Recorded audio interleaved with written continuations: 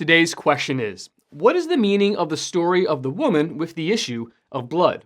In this video, I'll answer that question from a biblical perspective. And then afterwards, as always, I'll share some helpful resources, so stick around until the end.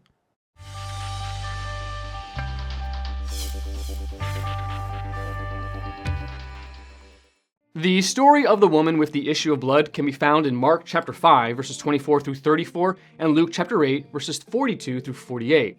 Though neither account is very long, Mark's account provides a few more details than Luke's. The story of this woman takes place within a larger story. Jesus is on his way to a synagogue leader's house to heal his dying daughter. See Mark chapter 5, verses 21 through 24, when an unnamed woman causes an interruption to his progress. What we know about the woman is, first, she had a bleeding condition, and the issue had continued for 12 years. That's a very long time.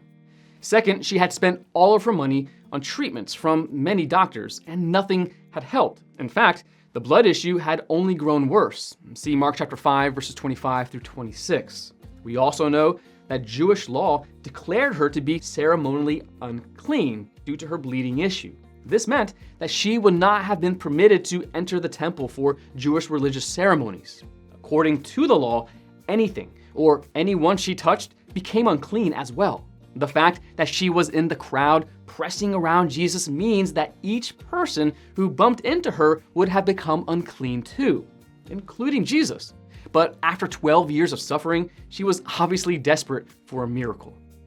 When she heard about Jesus, she came up behind him in the crowd and touched his cloak because she thought, if I just touch his clothes, I will be healed. Mark chapter 5, verses 27 and 28. As soon as the woman touches Jesus, her bleeding stops, and she knows she's been healed. In an instant, Jesus does what no doctor in 12 years had been able to do. This proves the power of Christ, of course, but it also illustrates an important point about Jesus and the law.